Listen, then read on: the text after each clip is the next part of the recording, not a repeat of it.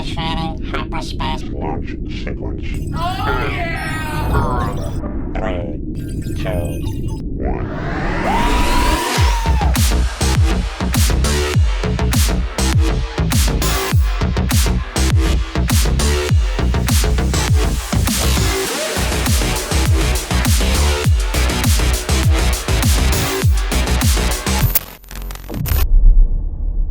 Oh wait, I'm an idiot. I'm trying to play something on the microphone, but I have my headphones in, so I hear my headphones.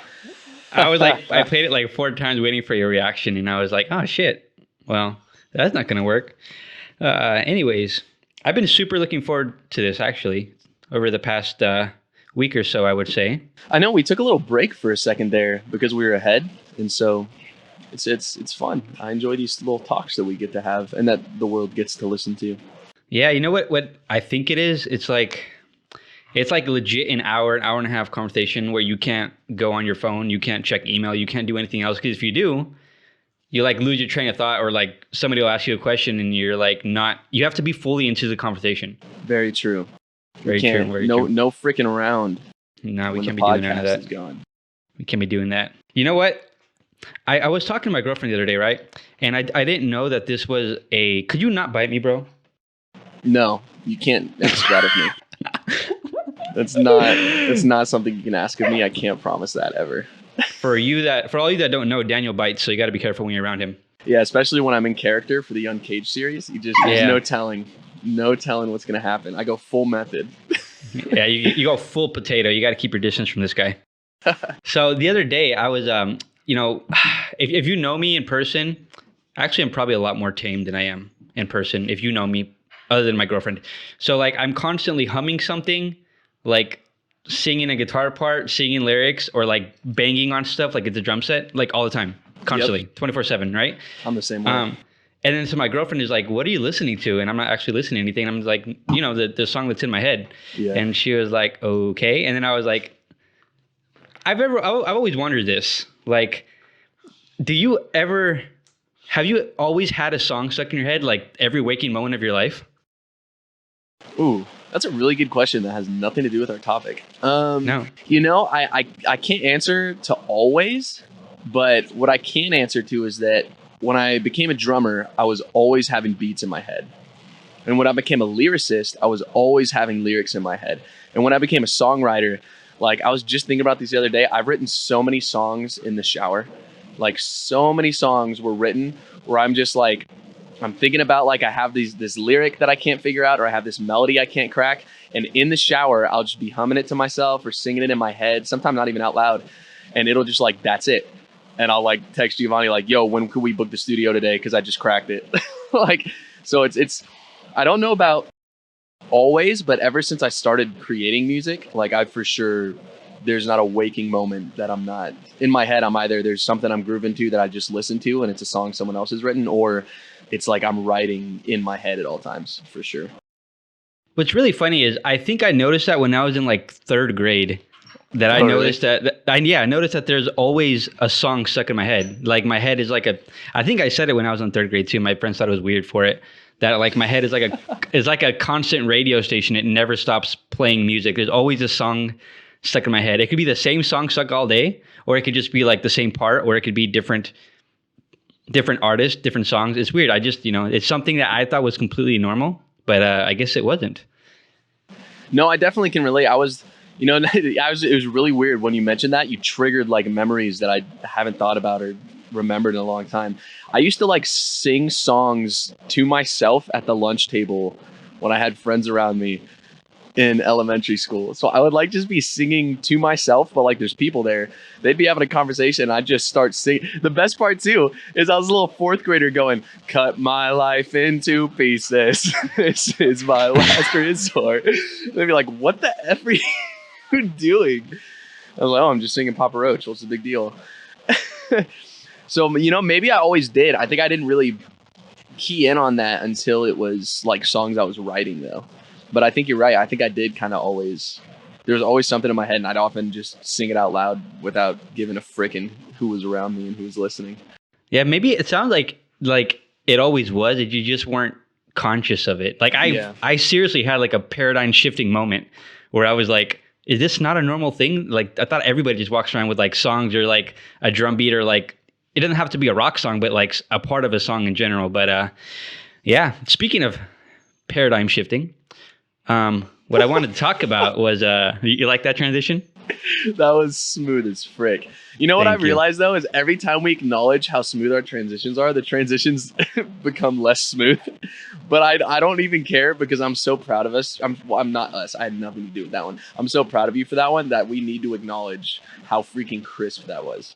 So proceed. Yeah, it's like I have to take a moment. It's like in my head, I'm like, should I acknowledge that or should I just like, nonchalantly keep it going? But you know, eventually the day will come where we just transition smoothly and we don't even. Yeah, you know, I think it's anymore. part of that new podcaster charm though, where we just acknowledge how freaking slick we are. I think you have to your first few times, right? It's like, yo, did you guys see that? That was sick. That was we sick. need to take a minute, and I think it was necessary that we took a minute. So we've done it. What are we talking about today, Christian? What we're talking about is top 5 life-changing albums. Yes. Top 5 life-changing albums. That's a mouthful. So yeah, I thought, we could go over back and forth. We can talk about the 5 albums that changed our life, our mentality, our thought of music, whatever it may be. I thought this would be a really fun topic, and I've thought about this 2 months before, and you had one day. Yeah, you told me yesterday. Yeah, I told you yesterday. Dude, let me tell you, it took me 20 minutes to lock down 5 albums because my initial thing was like, well, what albums have changed my life? And I wrote down like 30, and I was like, well, I gotta get this to 5. So I let this go without saying. Like, there's people who know me who are gonna be like, how did you not include this? How did you not include that? Why did you choose this album over this album by this band or person? Like, when I tell you there were so many albums I wanted to include, I didn't. Like, I for real mean it. So don't get all heated at me in the comments section, all right? No, it was for sure a hard thing to narrow down because, yeah. And like you said, I know that there's going to be somebody that's like, oh, what about this album? I remember when you were this age and you were like constantly talking about this artist, and it's so hard to narrow it down. But I think it's necessary. Otherwise, we'll just talk for 24 hours. Oh no, this would be the longest podcast in the world if we didn't limit it to 5. Dude, there's actually a record for the longest podcast. Dude, should we break it? How long is it? I don't remember. I think it's something like 36 hours. Dude, we could beat that easy. I don't know, man. I'm an old man. By like 9:30, I'm pretty much dead. I think you know that. Bro, like okay, if you text me like, hear me out. Okay, we let you sleep for 24 hours straight. Okay, and then we just live stream the podcast. Okay, and then we get you like a ton of coffee.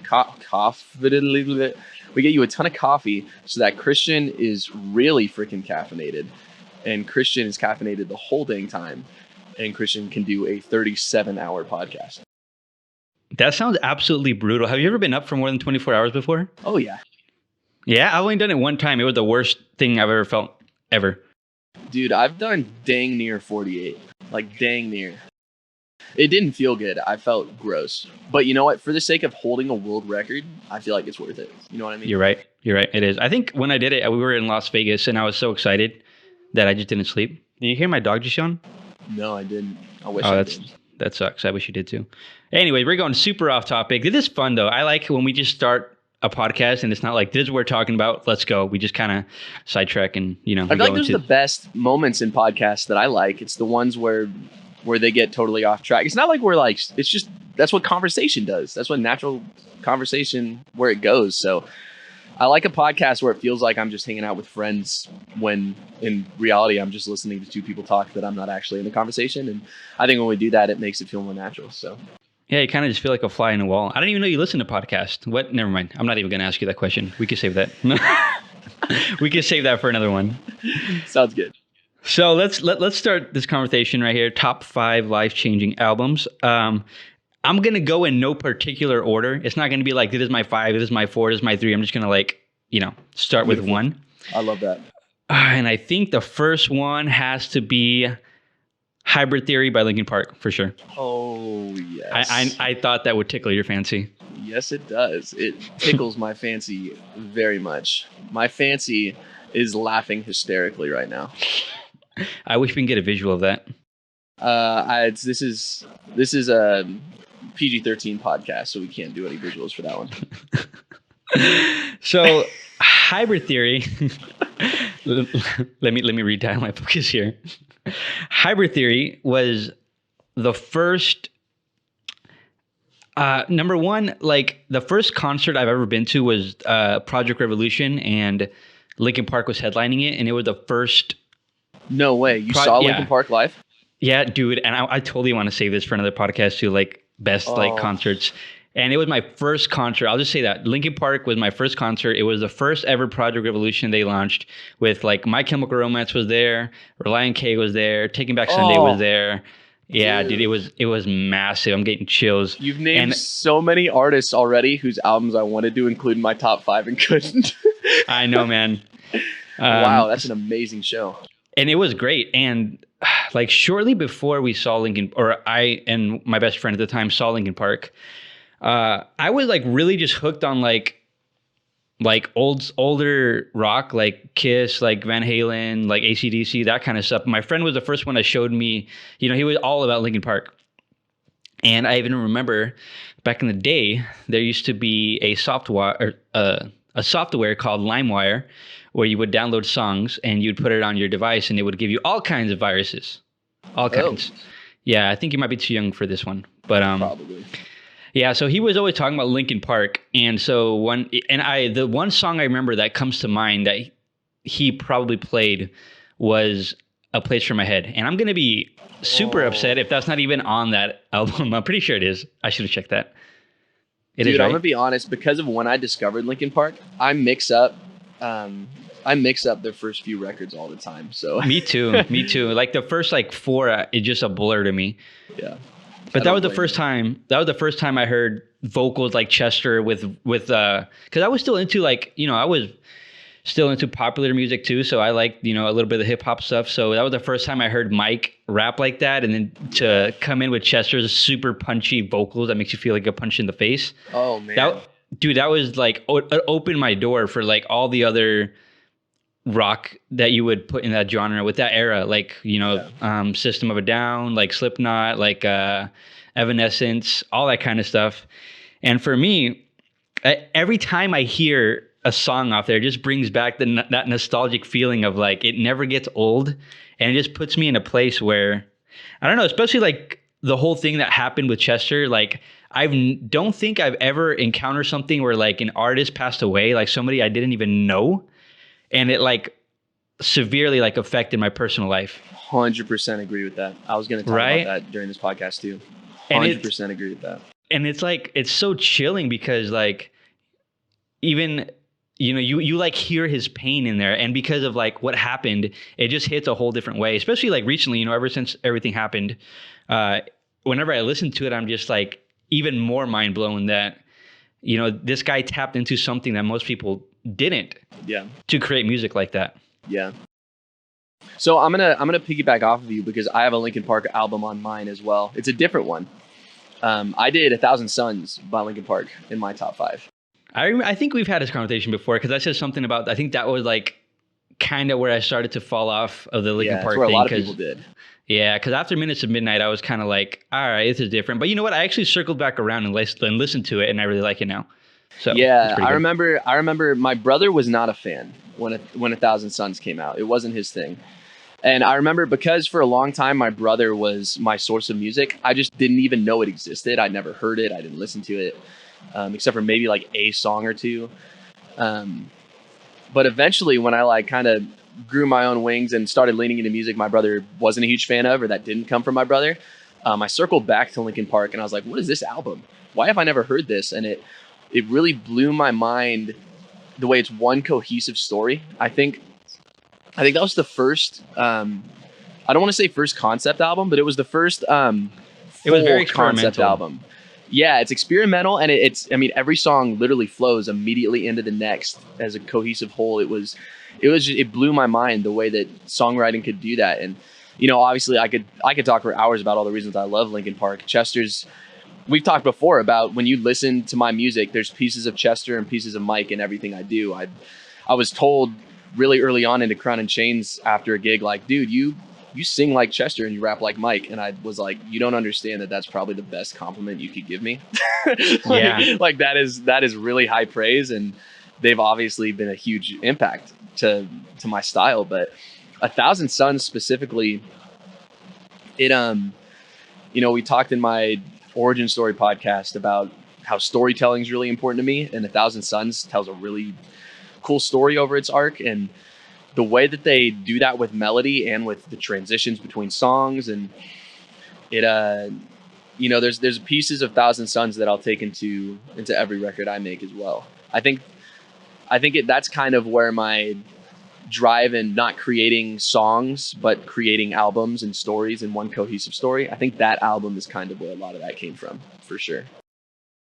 I'll definitely have to circle back around, listen to the whole thing in order, because I just like went through it and I just kind of picked songs, and I think I think a lot of us have this phase of music where like albums or artists sound the same for like 3 albums and you love it, and all of a sudden they take like a different direction and you're like, well, this isn't Linkin Park. And that's kind of where I got thrown off. But later on in life, I kind of like thought of it as like, not later on in life, I was probably like 17. But anyways, I thought of it like every album that comes out, I think of it as a new artist, not as and that helped me like get over that whole thing. And like if I want to listen to Hybrid Theory, I can go back and listen to Hybrid Theory. Why would I want another one? You know, you don't need to copy the same thing. That's I'm really glad you say that, because kind of what I wanted to do with both Crown and Chains and with my solo stuff was I didn't want to do multiple records back to back that sounded the same. And so very quickly, with Crown and Chains, we dropped the first album, and then when Hourglass came out, it was like, whoa, this is not at all like their first record, right? Like that song's so different. And even with my solo stuff, I dropped Seasons and Freedom, which are part of the same project. But then really quickly, I was like, oh, by the way, here's a lo-fi album. Oh, by the way, here's a full-on hip-hop album. Here's Uncaged. I didn't want to create like a precedent for exactly what happened in Linkin Park. Everyone wanted Hybrid Theory. And then even when they got to Minutes to Midnight, people were unhappy with it. They gained a lot of people as well because the sound was amazing. But even that was like a turn from Hybrid Theory. And then when they hit 1,000 Suns, that was an even sharper turn. And a lot of people were like, whoa, too far. Yeah, I think Minutes to Midnight was the first, like half of it was Hybrid Theory and half of it was 1,000 Suns. Because I like the slower stuff, like leave out all the rest. That has to be like one of my favorite songs of all time. And we aren't even talking about that album anymore, but at all actually. But like songs like that, I think kind of resonate with a lot of the stuff that's on 1,000 Suns. Yeah, and just to kind of reiterate, I think when Chester passed, the first thing I did, because it really did like mess me up. It happened, I mean, we've talked a little bit about my story in the middle of, I've struggled with depression, with anxiety, with suicidal ideation, with all those things. And so, that's part of what Linkin Park's music has done for me, is it's let me know I'm not alone, and it's shown me how music can be an outlet. And so when he passed, it really hit me hard. And one of the first things I did was I found a piano and I played Leave Out All the Rest. Oh, dude. And I was in tears by the end of it, but it just felt like, it was one of those things where I just felt like I had to do it.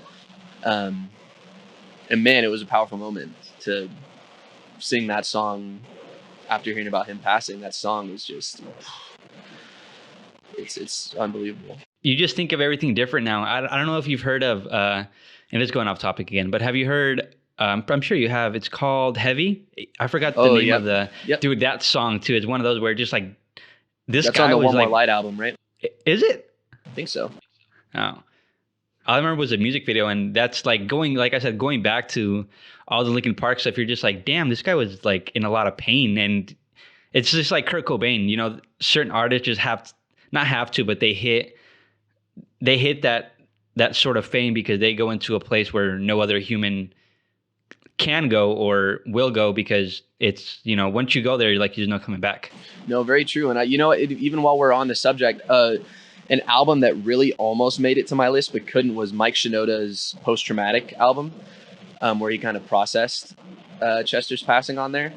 And I didn't even know that was a thing. Dude, it's a heavy album. Like it's be ready for, it hits you like a bus. But he literally just sat down and processed losing Chester on a whole album. And man, he's got a song in there that's about exactly what you said. It's saying, can't remember the exact words of this song of his, but he basically says like, I was singing these songs, but I didn't know what the words meant until now. I wish I knew what the words meant. But there's another song on there that really inspired me when Mike put it out, where he says something about he has these demons and they're leaving with him with a choice where he either holds it all inside and lets it fester, or he can give the demons a voice. And I think that's where a lot of songwriters find themselves, is that wrestle with, do I make music that kind of conceals who I am and is what everyone else wants, or do I make music that lets people into the darkest parts of me? And I think the best music is the music that lets people in. I think every album on my list, at least, but definitely everything Linkin Park did, for sure, let people in. Definitely. And this kind of like, it's perfect with like kind of how I wanted to structure this whole episode, because it's like, it like we talked about this one album, but we talked about other artists and other albums, not just that one, because it's a domino effect. Yep, exactly. And then going back to Hybrid Theory, that actually, that's probably like, I think the first like more rockish song I learned how to play on guitar. Shout out to my friend George, because he was like the one that was super obsessed with Linkin Park. Shout out George. Shout out George, dude. I remember he like, when he learned it, I've never heard a guitar, like a electric guitar with the clean setting, and then he started playing the. That's tight. Yeah, there we go. So when he started playing that, it like altered the way that music could be put together for me. Never ever in my life did I ever hear like rap and rock being put together. And I know that there's a ton of artists like that now. There's Kid Rock, there's Limp Bizkit, there's Seether, or actually they don't do the hip hop stuff, but there's a bunch of other artists like that, and that just like opened my door. And if it wasn't for Linkin Park, I wouldn't have went to that concert, and I wouldn't have found all those other bands that were there that eventually we'll talk about further down the line. And it just, like I said, paradigm shifting moment. For me, I think the biggest thing Linkin Park gave me was, one, it was my gateway drug into rap. I put Linkin Park, and there's another band called Thousand Foot Crutch, who I really struggled not putting on this list, but Thousand Foot Crutch is very Linkin Park inspired. Those two bands, they really did. They showed me what rap could be by fusing it with something that I already was in love with. And that just opened so many doors for me, especially like with what I do with Crown and Chains. The idea of co-vocalists was another thing that I didn't really know. Like, I always knew you have a lead vocalist, and that's what it is. But Linkin Park was the inspiration behind me and Jacob kind of, let's co-lead these vocals for this band and try to split as evenly as we can, and just lean into each other's strengths and carry each other's weaknesses as vocalists a little bit. That came from Linkin Park, and kind of even watching them like in the studio making songs and recording stuff. Like, there'd be a time where Mike would write a song and write a melody, and the band would be like, man, it's great, but Chester's vocals fit this better. And they'd be like, all right, well, let's lean into it. Or, you know what, Chester, like your voice is killer, obviously, but this needs that soft vocal touch that Mike will add, or we need some rap over this. Or, that's a lot of how Crown and Chain song happens, is, whose vocals fit this best, whose strength will really play into the emotion and the sound we're hitting. And that totally came from Linkin Park as well. And no hard feelings about like if it suits somebody else's voice better. No, I mean, that's what makes the band great. We had what was it? After a gig Crown and Chains did at a coffee shop. We played at Slapface Coffee and Tea in Fremont. And we did a full gig. Someone came up to us and said, your voices are so different from each other, but that's what makes it work. I've even said that sometimes I'll sing or scream like a demon, and Jacob will harmonize and sing like an angel. Like, I have this harsh tone, and he has this really sweet, sincere and softer tone. And not that either of us can't lean into the other, but we know what we do best, and we play on that for sure. No, I thought about that when I heard that the song that you guys did on Terrible 21, how it's just like his voice is so distinctly different than yours, but it fits so well. Yeah, it's a lot. Speaking of which, where did you learn how to scream? Was that from Chester? Dude, perfect gateway actually into another album. Chester is a lot of my inspiration for my rock vocals, but my screaming inspiration actually comes from a guy named Michael Barnes, who is the lead vocalist for a band called Red. Oh, and yeah. I my remember the story. second album on my 5 albums is Of Beauty and Rage by the band Red. Of Beauty and Rage is another concept album, and it's actually the concept album that would inspire me to write the King Suffering album. There's a lot of similar themes that are played there, but what Of Beauty and Rage does is it's a metal album actually, but what Red's famous for is that they'll combine metal with stringed instruments and orchestra. Sounds like Dream Theater. A little bit, yeah, but it's definitely heavier and more aggressive and a little grittier. But the album Of Beauty and Rage kind of talks about this tension, where our anger and our darkest moments and our, the deepest emotions that we try to hold from other people, that there's actually beauty in that, even though it's aggressive, even though it's dark, even though you know what I mean? And while that album tackles the theme of like the beauty behind being vulnerable about the messiest, darkest parts of your life, the instrumentals and the melody and the vocals and everything does the same, because you're hearing these just freaking heavy double kick drum drums. You're hearing these massive guitar riffs over these swelling strings. And sometimes even Mike will go from like singing super sweet falsetto, like the song Shadow and Soul. If you're going to check out this album after this podcast, go listen to Shadow and Soul, and you'll hear this lead vocalist go from just this super sweet falsetto string stuff to just this heavy in-your-face vocals with a metal breakdown. It's just an unbelievable album, and I consider it, in my opinion, the greatest album ever made, which I don't know how many people would agree with me. That's huge. Are they like a Christian rock band? I think they are. I remember you telling me that. They are. I've seen them at a ton of like Christian shows, and I've seen them do their own stuff. And I love seeing them not at a Christian show, because there's this weird thing at a Christian concert where harder rock in the Christian industry has only just been accepted because of this weird, like, you're being too worldly thing that's like stems in the church, and that's a whole different conversation. The church has just started to get it, and Red, when they're on their own and they're just doing their own gig, man, it's unbelievable what they can accomplish on a live stage. And how'd you get what's the word? Introduced to them? Yeah. That was a band that my brother showed me. Another one of those bands. So I've listened to them, for as long as I've listened to Linkin Park, since I was super young. I wouldn't say I fully fell in love with Red until the Of Beauty and Rage album, though. That album was what really, really sunk me into their stuff. Again, because the lyrics in it, the melody, the way that they fuse orchestra and metal and all of it, there's not a thing I could change about that record if I tried to. It's just unbelievable. I'd recommend it to anyone who's into the heavier stuff and who's into something a little different. It's really special. Also, I mean, not to get too much into this topic, but I know that you're more religious than I am, like respectfully, right? Mm-hmm. So I've heard it's like something about like being quote unquote accepted as a Christian rock band. Like it's too much of like people are trying to put somebody else into a box. Like they just want to, like, ultimately, I'm sure if Red wanted to introduce himself, they just say we're a rock band, right? Yeah. But it's the people that kind of put them into a box.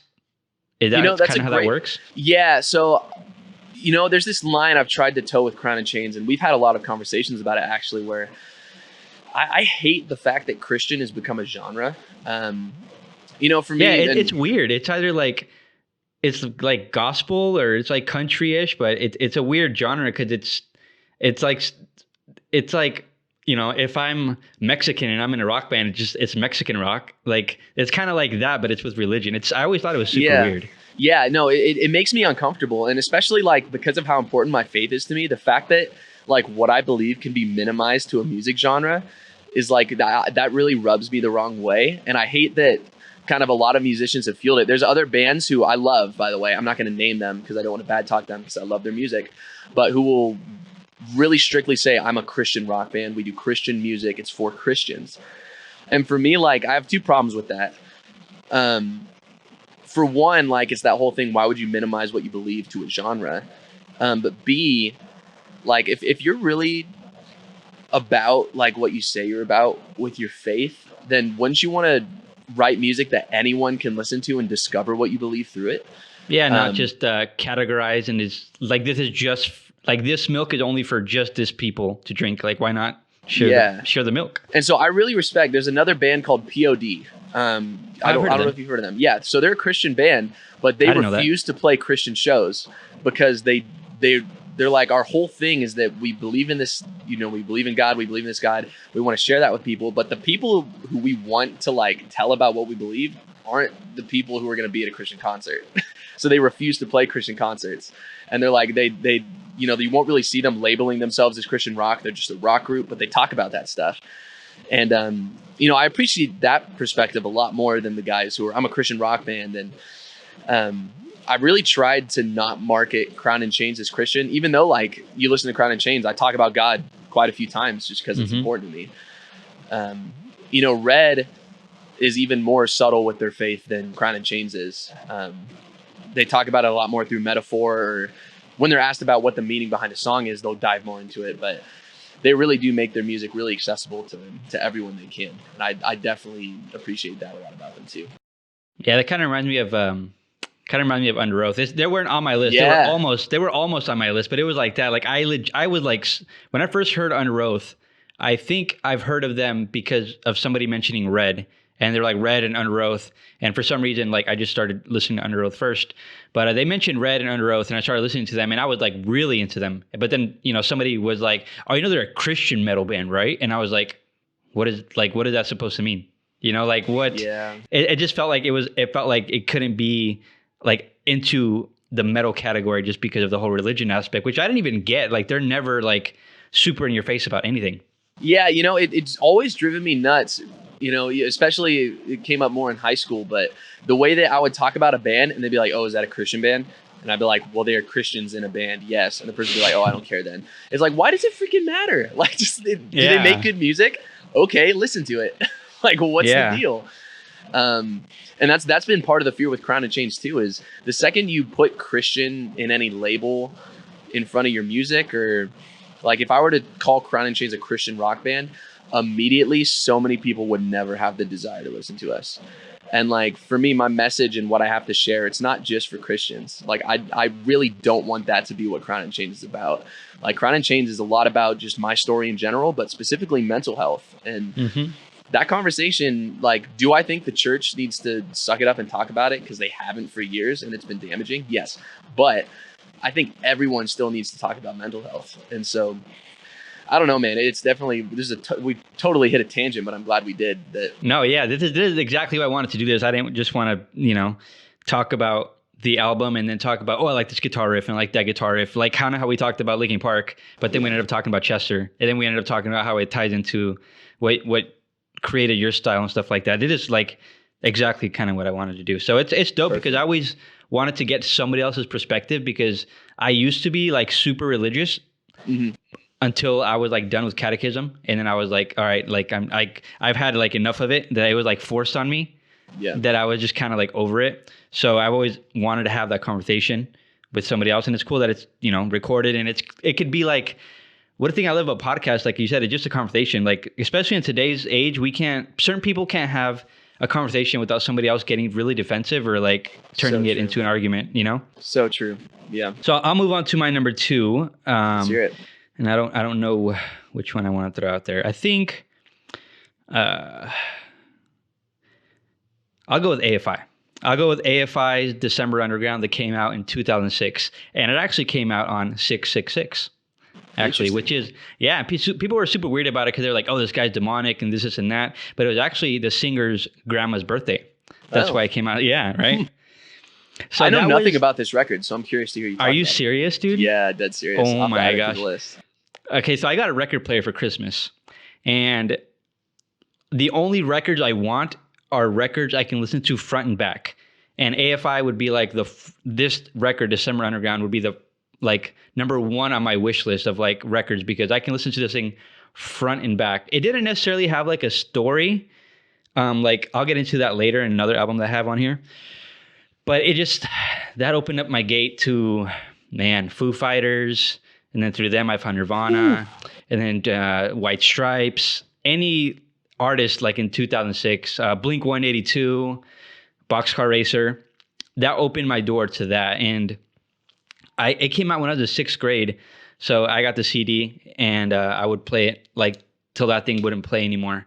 And what I remember about it the most is like getting up like seventh-ish grade, and MTV used to have like a video countdown every morning, Monday through Friday, and it would be like the top 10, and I would just watch it because I really wanted to watch AFI's Miss Murder come on. And that's also where I found 30 Seconds to Mars too. So it opened up that kind of like alternative genre. And I don't really talk about it that much anymore because like I just have so many like artists that I love. Yeah. But man, AFI, I was like obsessed with them. I would legit just like listen to the album, and then I would write down the lyrics, and then like during class I would just read them just so I can remember them. Yeah. Dude, that's crazy. That's what I did with that Red album I just talked about. Well, I'd print them. That was, I think we talked about it in my origin story. This was that Red album I mentioned was the one where I'd print them out and I'd annotate them. Yeah, that's what I meant. Yeah. Going back to it, yeah, I would print it, read it, and then like I would try to like sit there in class and remember the whole thing and just write it from beginning to end. The most popular song on there is Miss Murder, but I think my favorite probably has to be Killcastic, and that's the second track on that, right before Miss Murder. Okay. Because that was like, I think I found AFI before Linkin Park. Yeah, I did. And that was actually the first time I heard screaming was AFI do it. And like a lot of people when I was in 7th and 8th grade made fun of me for it because AFI is considered a quote unquote emo band. So they were just like, oh, so you're emo, right? And it's like, you know, going back to like school, you're either like a jock, you're like a rapper guy, you're an emo kid, you're a skater. You know, people put you in these boxes. Yeah. And just because like I would always have like an AFI shirt, I legit had one that I would wear like 3 days a week. Yeah. People would look and be like, oh, so you're an emo kid, you like AFI. So yeah, super weird. But now I proudly rock my emo-ness, and yeah, number 2 on my list right there. Like I said, you were the coolest kid in your high school. No one just knew it. I appreciate that. I could talk about this forever, but I totally forgot what else I was going to say about it. One of I would say my goals is to one day shoot for AFI, whether I like slide in the DMs and just like ask, because sometimes I do a little weird thing where I kind of snoop around and see like how many followers like old emo band artists have, just so I can hopefully reach them one day. Because I thought about this today while I was at the gym.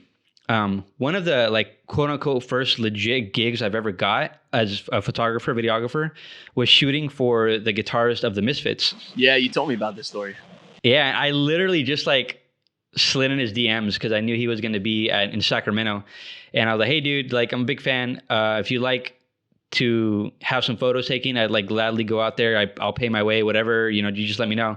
And he's like, oh yeah, cool. Yeah, show up at this time. I'll put you on the list. And it just, you know, I'm hoping one day that would happen for AFI. I hope that if I ever do meet them, it won't be like a super nerdy moment where you just kind of space out and you don't know what to say, and then you just come off like any other fan. Have you ever met a famous person before? I've met, I wouldn't call it famous people. I've met a lot of bands who I really really care about. I've met Red. I met that band. And I've seen them. So I've seen the band Red live like 6 times, 7 times, something ridiculous. And 2 of the times actually we talked to each other from the stage. Like they held the mic down to me and we had a full conversation just in the middle of the show.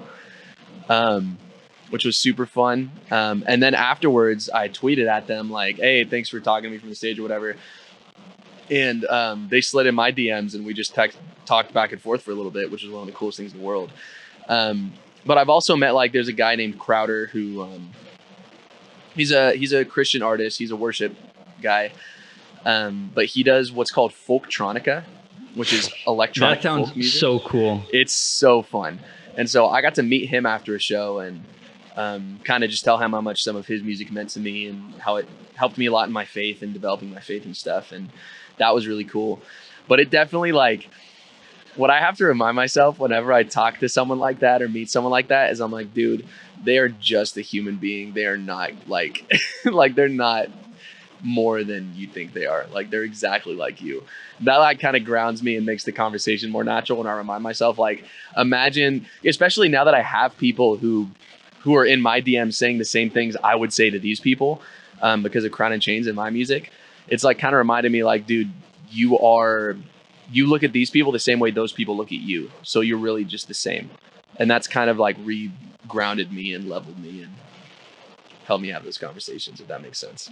Yeah, that's how I felt when I met the guy too, because when I met the guitarist for the Misfits, I was in LA with a couple friends, and he was like at a horror movie convention.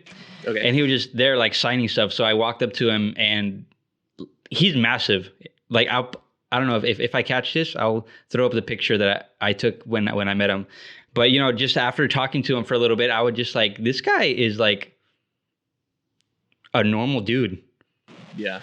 And it just like, it blew my mind. But going back to the AFI thing, through AFI, I listened back to their older stuff, which if you listen to like anything before Black Sails and the Sunset, all their older stuff, like their first 4 albums are like fast punk. And that's where a lot of my roots are. Like, that's where I found Misfits. That's where I found, which, you know, I shot for, and it was incredible. And the Ramones and the Casualties and a lot of bands like that. Yeah. So what's your number 3? Oh, I'm going to go with Therapy Session by NF. Ooh. This album, there's so many things I could talk about with why this album's on the list. But the biggest one is that so this album came out a week before a breakup that I went through. And so like the album like really got me through like a really hard time as well, because like even when it came out, like I knew it was going to happen. I knew it was on the way. I was like aware stuff wasn't good. And then the breakup finally happened, and I had this record that really like spoke to me during that time. But the other thing that happened was, it was while listening to this album that NF says in the song title track, Therapy Session, he talks about like, I write because I need this. He's like, writing this music is a therapy for me. Yeah, at the very end. And that's why that line is what made me decide to start writing lyrics, and what led me to write King Suffering and Letters and all that stuff, you know. That was in like 2016, right? When it came out, something like that? I think so. That sounds right. Yeah. That sounds correct. I love NF. He's one of like my favorites. His would totally make the list if my third artist like wasn't on there. For sure NF would be on there. I found him like on YouTube before is it called Mansions? The first one? Mm-hmm. Before that one blew up. That's where I found him on YouTube, and then Therapy Session came out after, and he just took over the world. Yeah. Oh, and I saw him live. Times. I saw him I forgot about that. You saw him blew up a couple times too. Yeah. Dang. We saw him. Me and Amanda saw him, and we watched like 2 songs because we were gonna watch. It was who opened? Kyle opened, and then it was NF, and then it was Logic. Oh, that's right. That's right. Yeah, and when we got there, like the traffic was literally like nonstop from here to Mountain View in the Shoreline Amphitheater. Jeez. When we got there, we pulled up, and you could just hear NF playing in the background. It was the coolest thing ever. Way. Yeah, we walked in, and I think all we caught was All I Do and Therapy Session. Nice. Yeah, I saw him right around when Mansion dropped. I can't remember if it was right before or right after. So we did a bunch of songs off Mansion the first time I saw him. And then I saw him twice on his Therapy Session tour, twice on his Perception tour. And then I had tickets to see him on his newest tour, The Search, but COVID happened and lost those tickets. But I've seen him every time he's been in the Bay Area. I've seen him every show. He's one of those artists that, like, with every album he gets better, and it's a little nervous as a fan, because like, and not to say like talk trash about NF. Like, I love every single album. Yeah. I don't know about the mixtapes because I've never heard them, but like he released Mansion, and I was like, dang, this is good. I don't know how this guy's gonna top this. It's like Yeah. It's like Floral Mask for me and you. Like we do it and we're like, we just set the bar super high. Now we got to reach that or higher every time. Yep.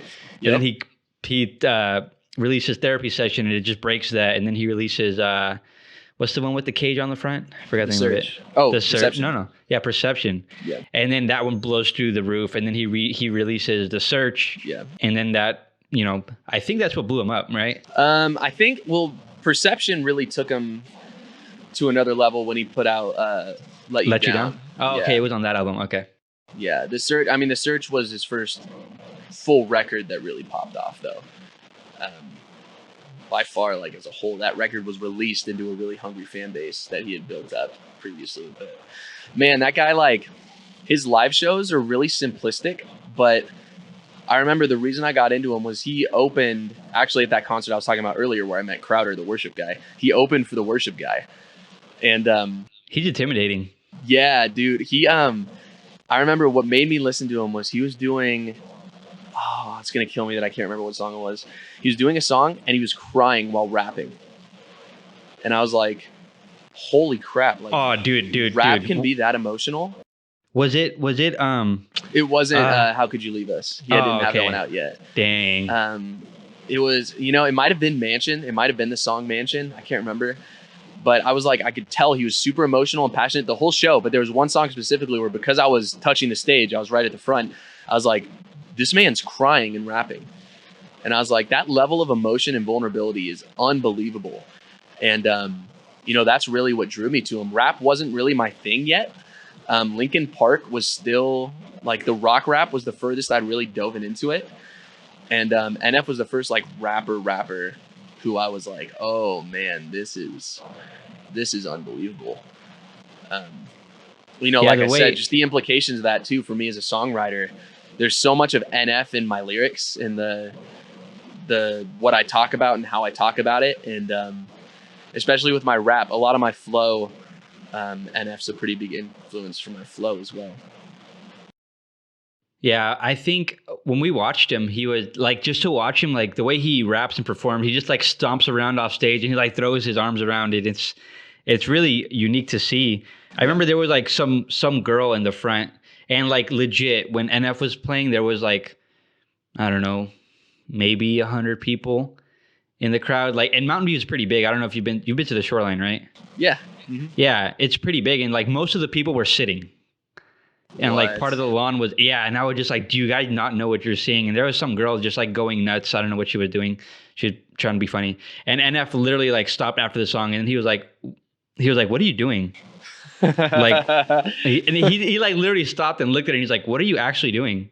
Like, get out of here. I was like, what the hell? Dude, NF don't give a frick. He's so funny live because he'll just say what he's feeling at people. He's so funny. I love what he was introducing a new song from an album that wasn't out yet one of the times I saw him. And he had like the crowd do this one thing and he was like, hold up, stop the track. And he's like, I just wanted everyone in this room to know that this guy has no rhythm. And he pointed at this guy and was like, all right, let's start from the top. It was so funny. Like he'll call it out. He's so funny. Yeah, and I watch a ton of interviews with artists, but I like watching a lot of his because he really is just like, I don't know. He presents himself. Yeah, he's just him. He's undeniably him. And I love that. He doesn't try to put on a show for anybody. No, for sure. What's your next record, Christian? So I'm going to bounce off or piggyback, as you said. I'm going to piggyback off of your rap. And my number, what are we on, 3? I don't remember. I think it's 3. I've said 3. My number 3 is Logic, The Incredible True Story. Yes. And that was like, for me, I knew rock rap, like, Linkin Park and POD and a lot of that stuff. Yeah. But Logic was like the first artist that was just like strictly rap. I will say still to this day that Logic's flow is unrivaled in like how smooth and just like natural he can make the most unnatural phrases sound. Like that man is so gifted in that way. I was really close to putting Under Pressure? Yeah. I was so close to putting Under Pressure on there on my list. That was embarrassing that I forgot the name as I was saying it. I hate when that happens. It was like really close though. That's why there's 2 of us. Could you imagine if there was only one of us doing the podcast? Do you think you could do it by yourself? No way. Yeah, I don't think I could no either. way at all. Yeah, and Logic, that album, I remember when I was going to school and I was working and, I was thinking I was going to be a welder or whatever, like, and just feeling that emptiness of like, I don't know what I'm supposed to be doing. And it feels really like wrong. Everybody tells me I should be doing this, but I don't feel like it's what I should be doing regarding a career. And I remember listening to the title track, The Incredible True Story. And in there's a speech that I forgot who gives it, but he mixes it into the song. And it basically says something along the lines of like, we all like, I'm totally going to butcher this. He said something like, we want to be writers, we want to be poets, and things like that. But, nobody ever encourages that kind of lifestyle. And we all like live to do things we don't want to do. And then we grow up having children and force them to do things they don't want to do. Wow. Just so they can have, a better living and whatever. Yeah. And he says at the end, I'd rather have a short life full of what I love doing than a long life living a miserable life. And that like flipped a switch in my head. And I was like, dang, like, I don't care if I pursue this being a videographer, photographer full time. And like, I do 3 months of it and I crash and burn on my face. Yeah. And like, I just, start back at square one and figure out something else. I'd rather do this and, like he said, live a short life doing this than to live a long life and hate my job, clock in, clock out, just because it's quote unquote what I'm supposed to be doing. That's so true. That's so true. That's really cool that came from a Logic album too. See, that's the thing, man. So many people will talk about hip hop as like a waste of space, as, oh, it's just so explicit. Oh, they never say anything. But if you really take a minute to listen to what these rappers are saying, like Logic's a big one, but man, one of the records that almost made it on mine was To Pimp a Butterfly by Kendrick. I listen to that album once a month, all the way through. Like, it's a rule I have. You listen to Kendrick, you listen to J. Cole, you listen to Biggie, you listen to Pac, there's so many they're talking about real stuff. So many people just struggle to get over that. Oh, it's hip hop. It's just filth. That's all it is. Like, yeah, no, listen and that's to kind them. of why I didn't listen to them, man. Yeah, that's kind of why I stayed away from hip hop for a while, just because of the stigma I had around it. That's exactly the same for me. That was exactly what it was for me. NF was the first person to break that, and I went from NF to Kendrick. Was the jump I made, which was kind of a big jump, but I'm glad I did. It really dove me into all of hip hop, and now I wouldn't say I'm fully literate in rap, but I've gone through rap history. I've listened to the greats, and it is just unbelievable. It's a really, really special genre to me now, which it's crazy how it's only been recent that I dove into that, but it's so true, man. It's just so rich with content if you get under the surface of it, which I think a lot of people are just too scared to get under the surface of hip hop. Yeah, and like you said, the way Logic ties together words, I'm like, how do you even put that together? Oh, man. And I actually have, through him, I found NF because I would just go on YouTube and search for new artists. And there was a YouTuber I watched, I forgot who it was, but he put a Logic song in there, and I just dove into it that way. No, hold on. I found Logic because my brother showed me a song called Nikki, and that was off of Under Pressure. And then I really liked that song, and then I found The Incredible True Story. While I was on YouTube, I found NF. Gotcha. Yeah, and I actually have one of my like coolest gifts I've ever got was my friend. He used to work with me. He got me all of the Logic mixtapes on CD. That's sick. Yeah, they're not real because like he only made, I don't know, like a couple hundred. Yeah. And he can't put them on Spotify or any major streaming services because like they're sampled, and like he's tried to get them sampled, and they're just like the biggest pain in the butt ever, and it's so expensive. Yeah.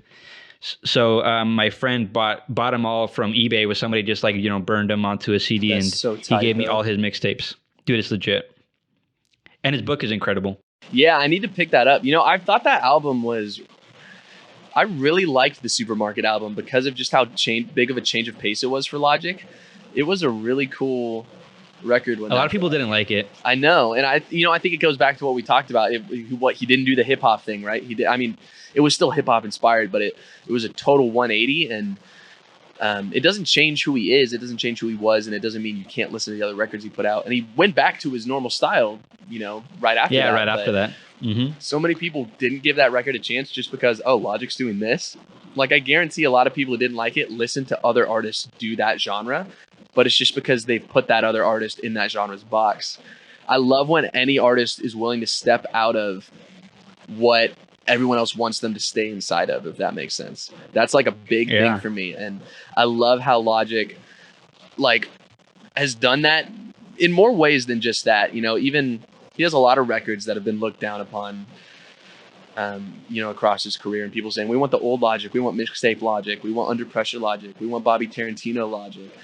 And he's just like, you know what, I'm going to make stuff I want to make, and you guys don't get a voice. Like, you don't get to tell me that. And I've loved that about him. Me too. I love that about his interviews when he just started adopting that of like, I'm going to put out what I'm going to put out. And if you like it, then you like it. If you don't like it, then okay, you don't like it. And that's okay. Kind of like the Linkin Park thing. But now we'll go on to your number 4. I could talk about Logic all day. Like legit, I'm wearing his shirt right now. I'm wearing his Under Pressure shirt.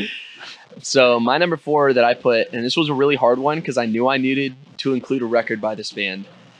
And it was really hard to choose which one. And everyone knows this band is coming up because they've heard my music and they know what I'm talking about, so they knew it was going to happen. But my number 4 record is Trench by 21 Pilots. I was not expecting that. Really? I thought you were going to say Taylor Swift. Oh, dude, believe it or not, Taylor Swift did not make the list today. Oh my gosh, dude. Because you let Tay-Tay down. Listen, the difficult thing about Tay-Tay is that every record of hers is so good, but for me, the power of Taylor isn't in like a single record or anything like that. It's in the arch of her entire career. And so I trust me, a lot of her albums made my potential list, but if we're going to talk life-changing albums, I would say life-changing artist Taylor Swift, but I feel like I can't capture how I feel about Taylor Swift in any one of her albums, if that makes sense. So, yeah. But Trench by 21 Pilots, that came out fairly recently. That came out my freshman year of college. And the big theme in Trench is about being in between two places, is like what that album talks about. And it dives into this really full, fleshed out lore, which when it released kind of pissed me off because I was doing that with Crown and Chains, but they released Trench literally a month before King Suffering dropped. And I was like, oh, you motherfrickers, you did my thing. Like, I thought I was doing something really special, and then I found out, oh, this other band is doing it too. And it was a band that I already really liked. And then they were like, oh, by the way, we're doing this, and dropped it. And I was like, man, that's what I'm doing. But I think they're different enough where I got over it. It was really frustrating for a long time. I'd get people, you're just trying to copy 21 Pilots. And I was like, no, I've been working on this album for 3 years. I didn't know. Shut up about it. But Trench, like, it really captures a lot of what I want my music to be. It tells a story. It's a concept album. It bounces genre and style a lot and influence a lot. I bet that's how you feel too, right? Because you said it's being stuck between two places. I bet that's how you feel right now, right? Dude, you know, being a college student where I live in two places for half the year, that was really big. But also, like, you know, in the grander metaphor on the record is it's talking about life. You're in between birth and death at all moments. I think that's like, because of the time that record came out too, it was during my second period of time where I was battling suicidal ideation. That idea of being in between two places, that record really helped me process and wrestle with like what life is. Like, what do I do while I'm in between the moment I'm born and the moment where I'm no longer living on this earth doing whatever that I do? Like, what purpose do I have here? What do I do with my time here? What is my drive? Like, it really just, you know. All those questions that tear your head apart. I remember being your age. I sound super old. But because you named this album, I was like, I remember that feeling, and it sucks. Yeah. It sucks super bad. I never actually got fully into 21 Pilots. I don't know why. I think I like one song. I forgot which one it was, though. You know, they're that band is cursed by the popularity of their worst music. What's their most popular song? Almost called it Blurface. Stressed Out, Ride. Ride, that's the one. Ride, yeah. You know, and they're great songs. I say their worst music, and people can say, you don't like those songs? I love those songs. I cover those songs. Like, don't get off my back. But in terms of, like, if you look at their music as a whole, the songs that blow up of theirs will always be the songs where I'm like, this song blew up because it's not them tapping into the fullness of their potential. Like, when Crown and Chains is doing like a Crown and Chains thing, I can guarantee like this song's not getting radio. Or like when I do a Daniel Sherman thing, I'm like, this song's not getting radio. This is for the people who are true to what I care about. So it's the same way for me. When 21 Pilots has a radio song, I'm like, this isn't fully 21 Pilots. They're holding themselves back. Like, I want to hear 21 Pilots. And, you know, I think their Vessel album has a lot of songs that are just so unique and special and different. And Blurry Face was a lot of the more radio type stuff, but Trench kind of went back a few steps and said, no, this is who we are. Remember who we are. We do stuff different than most people. And you got songs like Morph, which are just super bizarre song, but it works so well. Is that on somehow. the same album? That's on Trench. Oh. Morph, I literally, the best thing about 21 Pilots is if I were to try to explain the genre of some of these songs, it wouldn't make any sense to you. And I think that's just a testament to the fact that 21 Pilots is their own thing, man. And, you know, I will say a lot of people assume that, you know, like I said, early on in Crown and Chains' career, we got accused of copying 21 Pilots a lot. And the real reason, you know, the lore thing was one reason we got accused of that, when really I was kind of copying Red. I was copying someone, but it wasn't them. But B, we get accused of being like 21 Pilots because of the genre switching and genre fusing thing. Like, Crown and Chains has always been geared towards not fitting a genre. And 21 Pilots was who gave us, like, you don't have to have a genre. That's kind of who inspired that. I think it's really cool. Like, why would you ever tie yourself down to one genre and play the same kind of music? You just wear yourself out. Yeah. Yeah. And, you know, I think especially if I'm going to claim to be a storyteller, why would I not use all the tools accessible to me to tell that story? Like, you're working with your hands tied if you're going to say, oh, I'm only do rap. Oh, I only do punk rock. Oh, I only do, like, why not use everything accessible to you? Because some genres just tell certain emotions better. Like, that's the bottom line. And yeah, and it's hard to put an idea.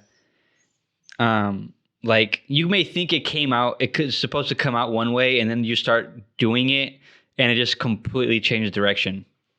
And that gives you the flexibility to be like, well, I don't have to just play rock, or I don't have to just play pop, or whatever it may be. Yeah. And, you know, I think that first record Crown and Chains put out, the King Suffering album, if I were to do that album now, it would be very different than it was at the time. Because we called ourselves genre fusing and genre switching all the time, but that album, we were limited by almost the whole thing is only acoustic sound. And so the genre switches aren't as apparent as we would want them on that first record as they're going to be on the future stuff. And what I really admire about 21 Pilots is even when they were working with, you know, not the high level of sound that they had by the time they got to Blurry Face, even on Vessel, that genre fusion and genre switching was so apparent. And that's something that we just couldn't, you know, I think we did okay executing it, but it wasn't something that we had at the time, at least, the skill to do. And 21 Pilots is just the whole record of their career. They've just killed that, you know, that thing of being unique, being undeniably unlike anyone else. They do it really well. Yeah, I think, you know, that the whole genre switching thing is, I think it's more widely accepted now. Yeah. You know what I mean? Like, a rapper can go do a rock album, a rocker can go do a rap album, and like, it's more commonly accepted than it used to be.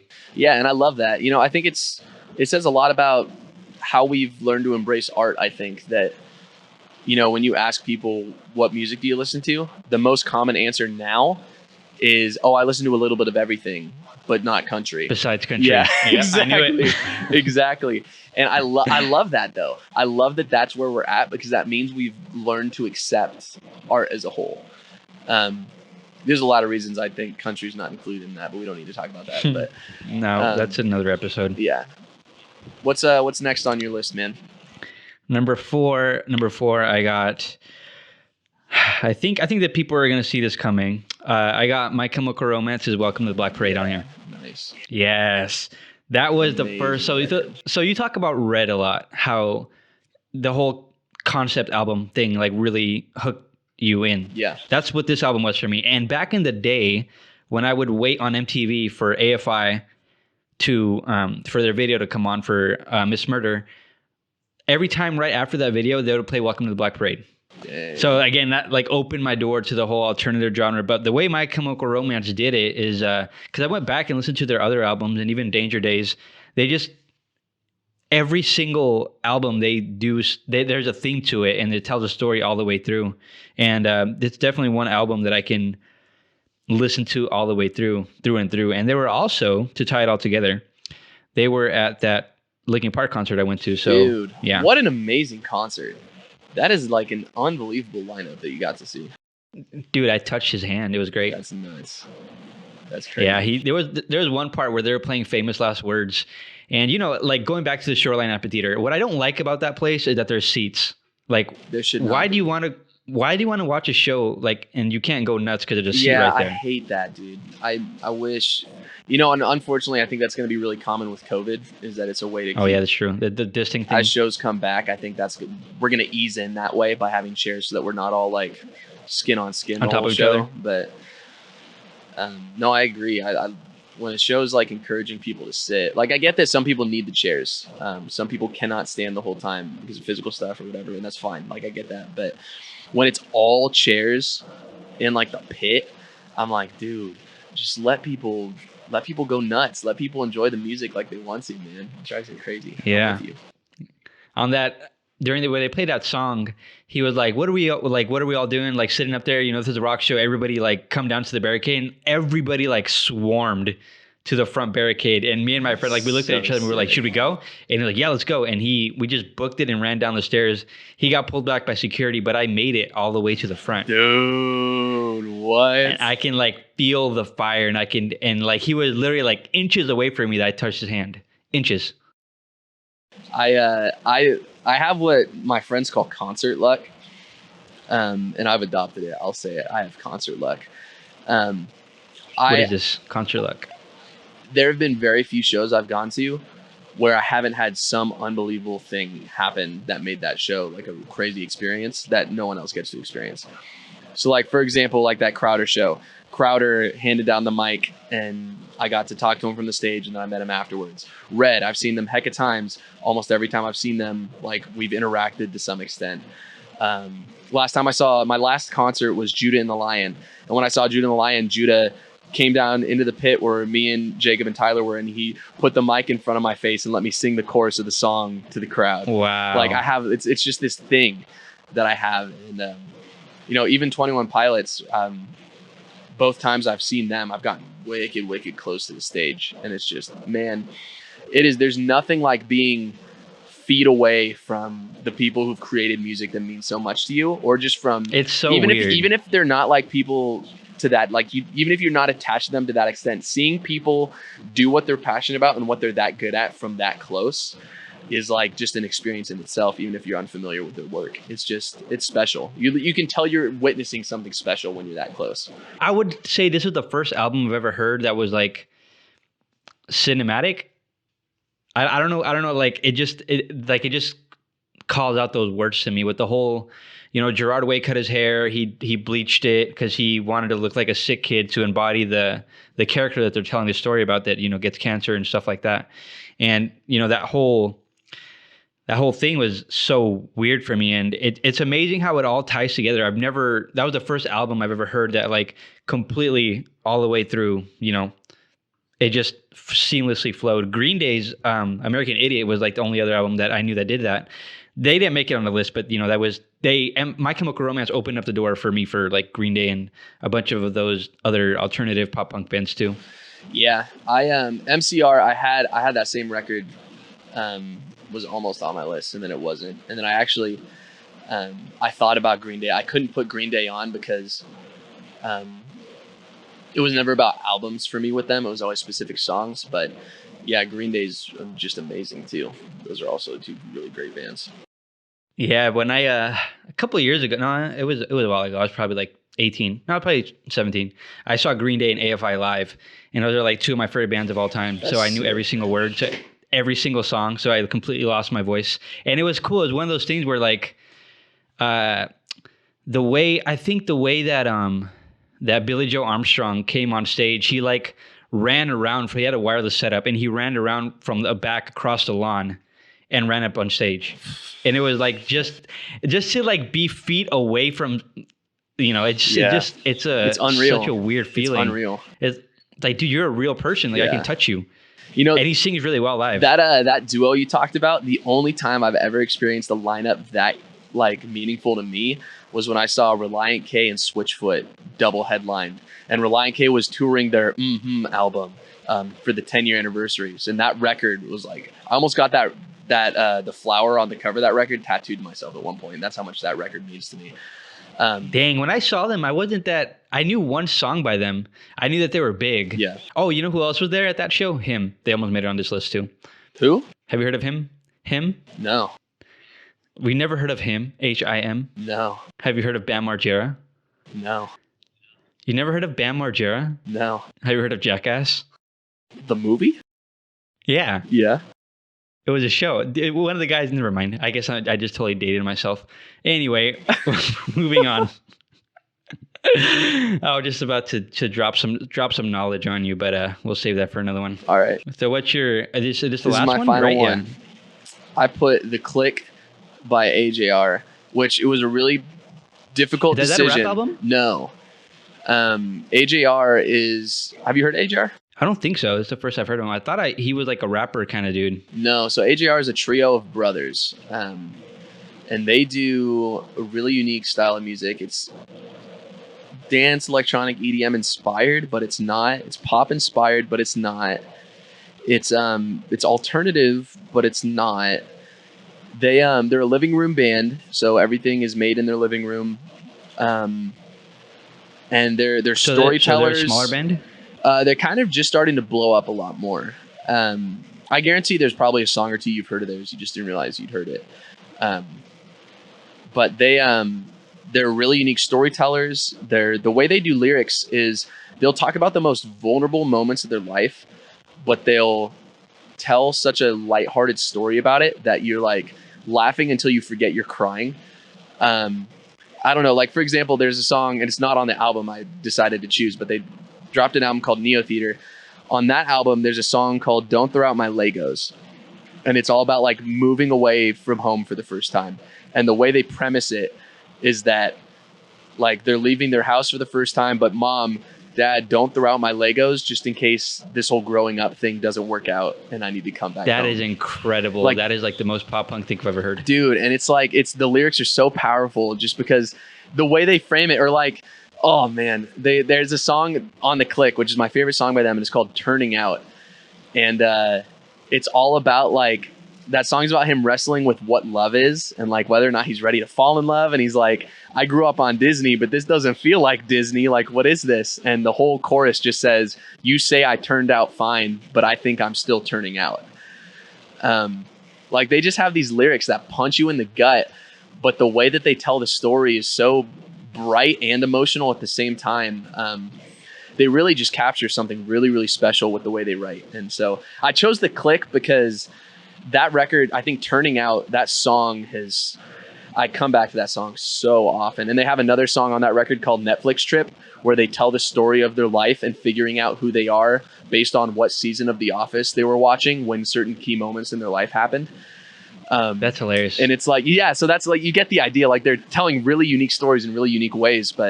Or even they just came out with a song. They're about to drop a record called OK Orchestra. They just dropped a song called My Play. And it's about basically like putting on a play for your parents in your basement. But like one day when their parents are divorced, they're talking about like, you know, I want to show you my play, but I don't want to do it twice. It's not the same when I do it twice. I don't want to do it at dad's new place. I want to do it for both of you like the way it was.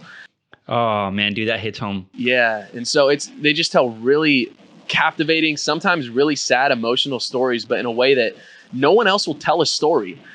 It's somehow more vulnerable, but also so creative and so unique. And no, I like the way you explained it. How like the song titles, they have it sounds funny and comical, but it ties into a personal experience they've had. Yeah. Yeah. And you know, it's when you connect it, like, for example, Don't Throw Out My Legos. They don't just do it with lyrics and melody either. They do it with sound selection. They do it with everything, the way that they frame the song. It's just, there's no band that sounds like AJR, and there's no band that talks and speaks and sings like AJR with their lyrics either.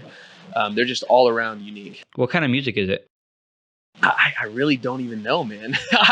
It's hard to, it's like pop. It sounds like pop punk. It's not pop punk. It's more pop, electronic, EDM. I don't know. You'd have to just listen. It's really difficult to. I will. You got my attention with the names. Yeah, I'll send you a list of a few songs to check out after the podcast.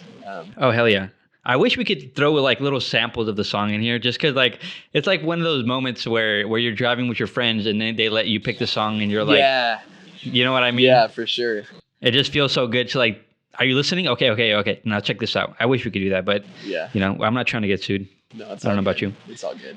You mentioned how like the song titles and how it's youthful and it tells us like the "Don't Throw Out My Legos" and then the one about what was it? Something about put it on a show, but I don't want to do My it Play. or twice. Yeah, that reminds me of "Stay Together for the Kids" by Blink 182. Yep. That song hits home for me like super hard, and that leads me into my last and final album.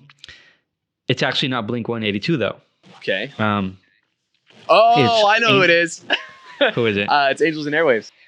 It's Angels and Yes. You know me so I well, do. dude. I do know you so well. I should have known they were going to be on your list, but I didn't realize it until you said Blink, and then I had it. I thought I was going to go total left field and nobody was going to be able to guess this one. We've only known each other for like a year too. I feel like I've known you so much longer. I think a COVID year counts as like 5 years. Oh yeah, it's like in high school when you have to hold a plank for 30 seconds. The longest 30 seconds of my life. That is so accurate. Oh my gosh, dude. That's hilarious. That is facts. But yeah, Angels and Airwaves, We Don't Need to Whisper is their very first album that Tom DeLonge released after Blink-182 broke up, and I'm a huge Tom DeLonge fanboy. Yeah. I would say that like, I'm working on some songs on the back end that I'm putting together just for fun.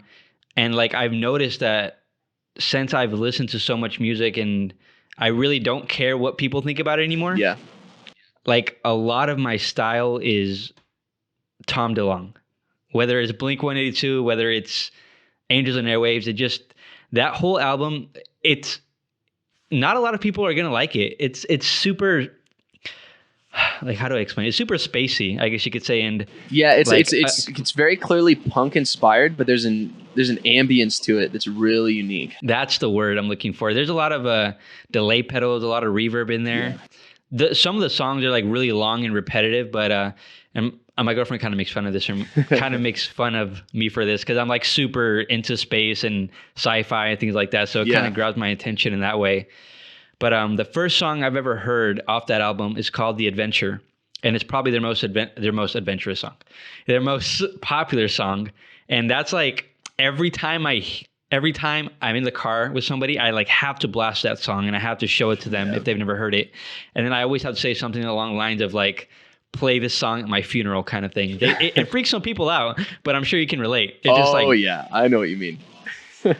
Like when during that song, there's like a riff that comes through after the buildup, and it sounds like doves are flying in the air. I don't even know how to explain it. It just feels like, that feeling you get when like you work out and you just feel good after, or you like finish like a task and you feel good after that, like serotonin rush. Yep. It feels like that all the way through. Yeah. No, I know what you mean. They hit a lot of the same stuff that I do with the Chapter 1 season series, just in a different genre. It's like that. I don't want to say stagnance because it's not stagnant, but like progressive slow burn. It's like a how Joker is like, everyone wanted an action movie, but it was a slow burn drama. Yeah. It's like they did that with rock. And it's like, that's what I'm doing with ballads with my Chapter 1 series, if that makes sense. Like and it's not always the case, but they do this, just the way that they tackle a song, sometimes they just make you sit in it like Seasons does.